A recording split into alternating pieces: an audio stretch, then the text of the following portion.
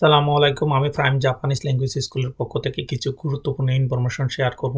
যেই স্টুডেন্ট জাপানে উচ্চশিক্ষা গ্রহণ করতে চান তাদের কি প্রয়োজন হবে এবং কি সুবিধা পাবেন তা নিয়ে আলোচনা করব। এর ভিতরে শুধু ৩টা প্রোগ্রাম নিয়ে আলোচনা করব আজকে। এই মাস্টার্স প্রোগ্রাম, পিএইচডি প্রোগ্রাম এবং কি ব্যাচেলার প্রোগ্রাম। এই ৩টা প্রোগ্রামের ভিতরে আরো ৫টা গুরুত্বপূর্ণ বিষয় হচ্ছে কি যোগ্যতা প্রয়োজন, আপনি পড়ার জন্য কি যোগ্যতা প্রয়োজন ওইটা লাগবে। তারপরে হচ্ছে কি দ্বিতীয় কি আপনি ওইটার সময়সীমা, কত বছরের সময়সীমা ওইটা সম্পর্কে জানতে হবে। এবং কি তৃতীয় হচ্ছে কি আপনার টিউশন ফি কত, এবং কি স্কলারশিপটা চার নম্বরে হচ্ছে কি স্কলারশিপ সম্পর্কে আপনার কোন স্কলারশিপ নিতে হবে ওইটা সম্পর্কে আলোচনা করবো। ৫ নম্বরে হচ্ছে কি আপনার কোন মিডিয়ামে পড়বেন, আপনি কি জাপানি মিডিয়াম না ইংলিশ মিডিয়াম, এই নিয়ে আলোচনা করবো। এবং কি আরো ৩টা গুরুত্বপূর্ণ ইম্পর্টেন্ট বিষয় হচ্ছে কি আপনি ডিপেন্ডেন্ট হিসাবে কাকে কাকে নিয়ে আসতে পারবেন, এবং কি ডিপেন্ডেন্ট বিষয় যদি ওয়াইফ থাকে হাজবেন্ড নিয়ে আসতে পারেন তা নিয়ে আলোচনা করবো। এবং কি সর্বশেষে যদি আপনার স্কলারশিপ পান বছরে আপনি কত টাকা সরকার থেকে পাবেন তা নিয়ে আলোচনা করবো। এবং কি সর্বশেষে আপনি কত ঘন্টা স্টুডেন্ট অবস্থায় কত ঘন্টা কাজ করতে পারবেন তা নিয়ে আলোচনা করবো। যেই স্টুডেন্ট জাপানি উচ্চশিক্ষা গ্রহণ করতে চান তাদের কি প্রয়োজন হবে এবং কি সুবিধা পাবেন ৩টা প্রোগ্রাম আলোচনা করব। Bachelor programme, honour programme in Japan. যোগ্যতা, শিক্ষাগত যোগ্যতা এসএসসি, এইচএসসি পাস লাগবে। সিজিপিএ সাধারণত 2.5 থেকে 3.0 প্লাস।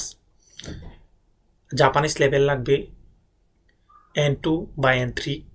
ইংলিশ আইএলস বা 12 বিশ্ববিদ্যালয় ভেদে ভিন্ন ভিন্ন হয়ে থাকে। সময়কাল 4 বছর। টিউশন ফি প্রতি বছরে সরকারি বিশ্ববিদ্যালয়ে 5,35,000 থেকে, হ্যাঁ, আর অন্য ইউনিভার্সিটি 4 লাখ সামথিং হয়ে থাকে। বেসরকারি বিশ্ববিদ্যালয়ে 8 লাখ থেকে 15 লক্ষ টাকা, আর অন্য কিছু ইউনিভার্সিটি আছে 6 লাখ থেকে 8 লক্ষ টাকা, 12 লক্ষ টাকা, 6 লাখ থেকে 12 লক্ষ টাকা। মাধ্যম কি সবচেয়ে ইম্পর্টেন্ট বিষয়। মাধ্যম আপনি খেয়াল রাখতে হবে যে জাপান যেহেতু তাদের ভাষাকে অনেক গুরুত্ব দেয়, মাধ্যমটা কি জাপানিজ মিডিয়াম। আপনি অবশ্যই ইংলিশ মিডিয়াম না, জাপানিজ মিডিয়াম। কিন্তু কিছু ক্ষেত্রে সাবজেক্ট ইংলিশ থাকবে। ভিসা সুবিধা, student visa, full time student visa, সপ্তাহে 28 ঘন্টা কাজ করতে পারবেন। স্টুডেন্ট অবস্থায় আপনি সপ্তাহে 28 ঘন্টা কাজ করতে পারবেন, অর্থাৎ মাসে আপনি 1.5 লক্ষ টাকা বা 1,80,000 এরকম ইনকাম করতে পারবেন জাপানি ইয়েন।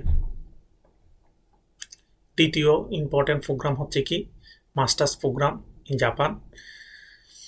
যোগ্যতা, শিক্ষাগত যোগ্যতা কি লাগবে? ব্যাচেলর কমপ্লিট, সিজিপিএ লাগবে 2.75 থেকে 3.0 প্লাস। আর জাপানিজ লেভেলটা কেমন প্রয়োজন হবে? N2 level plus. ইংলিশ কি লাগবে? IELTS 6.0 plus. এটার কত বছর? এটা 2 বছরের হয়ে থাকে, সময়কাল 2 বছর। টিউশন ফি বছরে সরকারি বিশ্ববিদ্যালয়ে 5,35,000 টাকা, একটু আপ ডাউন হতে পারে। আর বেসরকারি 7 লক্ষ থেকে 12 লক্ষ টাকা। মাধ্যম ইম্পর্টেন্ট বিষয়। প্রতিটা প্রোগ্রামের ইম্পর্টেন্ট বিষয় হচ্ছে মাধ্যম, কোন মাধ্যমে অবশ্যই খেয়াল রাখতে হবে। এই ক্ষেত্রে ইংলিশ প্লাস জাপানিজ উভয় ক্ষেত্রে সম্ভব হবে। English plus Japanese. স্কলারশিপ কি প্রয়োজন হবে? MEXT scholarship, JASSO scholarship, university scholarship. সবচেয়ে গুরুত্বপূর্ণ বিষয়, আপনি যদি জাপানে স্টুডেন্ট বিষয়ে আসতে চান, স্কলারশিপের দিকে আপনি অবশ্যই ফোকাস করতে হবে। ম্যাক্স স্কলারশিপে পুরো টিউশন ফি প্লাস মাসিক স্টাইপেন্ড প্লাস বিমান ভাড়া। অর্থাৎ আপনি যদি জাপানে আসার ক্ষেত্রে এই স্কলারশিপ পাওয়ার পরে আপনি পুরো টিউশন ফি মাসিক পুরো টিউশন ফি আপনি দেওয়া প্রয়োজন হবে না 1 টাকাও। উল্টা আপনি গভর্নমেন্ট আপনাকে নির্দিষ্ট পরিমাণ কিছু টাকা দিবে, যেটা জাপানিজ টাকা 1.5 লক্ষ টাকা বা 1,80,000 টাকা, এমন টাকা, বাংলা টাকা যেটা 1,40,000 টাকার মতন। আর বিমান ভাড়া ফ্রি করবে। আপনি জাপানে আসার সময় যে বিমান ভাড়া দিয়ে আসবেন, ওইটা এয়ার টিকিট পে করবে এই স্কলারশিপের মাধ্যমে। আর আমার এই স্কলারশিপ সম্পর্কে, অনেক স্কলারশিপ সম্পর্কে অন্য আরেকটা ভিডিও আছে, এরপরে আরেকটা ভিডিও আছে, ওই ভিডিওটা দেখে নেবেন, যেখানে স্কলারশিপ সম্পর্কে ডিটেলস আলোচনা করা হয়েছে সবগুলো স্কলারশিপ নিয়ে। 3 নম্বর গুরুত্বপূর্ণ প্রোগ্রাম হচ্ছে পিএইচডি বা ডক্টরাল প্রোগ্রাম ইন জাপান। শিক্ষাগত যোগ্যতা কি প্রয়োজন হবে? Masters complete, strong academic background, research proposal, supervisor acceptance important. এই বিষয়গুলো, যোগ্যতার বিষয়গুলো অবশ্যই প্রতিটা পয়েন্ট আপনি যদি না জানেন, তাহলে আপনি জাপানে আসার ক্ষেত্রে পড়াশোনার ক্ষেত্রে বিলম্বিত হবে। সময়কাল 2 বছর থেকে 3 বছর থেকে 4 বছর। টিউশন ফি প্রতি বছর সরকারি 5,35,000। কিছু ক্ষেত্রে ছাড় দেয় টিউশন ফি ওয়েভার, মানে কিছু ক্ষেত্রে টিউশন ফি মওকুফ করে। মাধ্যম সবচেয়ে আমি গুরুত্বপূর্ণ মনে করি কি মাধ্যম। বেশিরভাগ ক্ষেত্রে ইংলিশ, যেহেতু আমরা বাংলাদেশিরা ইংলিশে ইউনিভার্সিটি সব কিছু কমপ্লিট করি, তার ওই ক্ষেত্রে কোনো সমস্যা নাই, ইংলিশ আছে, বেশিরভাগ ক্ষেত্রে ইংলিশ। স্কলারশিপ, খুব শক্তিশালী স্কলারশিপ প্রয়োজন হবে। MEXT scholarship, university research grant, private foundation scholarship, যে কোনো একটা স্কলারশিপ হলে আপনি আসতে পারবেন। আমি ম্যাক্স স্কলারশিপ সম্পর্কে উপরে বর্ণনা দিচ্ছি। ম্যাক্স স্কলারশিপের এখানে পেলে কী কী সুবিধা? পুরো টিউশন ফি প্লাস মাসিক স্টাইপেন্ড প্লাস বিমান ভাড়া পাবেন। সবচেয়ে আকর্ষণীয় বিষয় এখানে স্টুডেন্ট ভিসার সুবিধাসমূহ সব লেভেলের জন্য। সব লেভেল বলতে কি, উপরে যে আমরা 3টা প্রোগ্রাম নিয়ে আলোচনা করছি, ব্যাচেলর প্রোগ্রাম, মাস্টার প্রোগ্রাম এবং কি পিএইচডি প্রোগ্রাম, এই 3টা লেভেলের ক্ষেত্রে আপনি আসার পরে সপ্তাহে 28 ঘন্টা আপনি কাজ করতে পারবেন।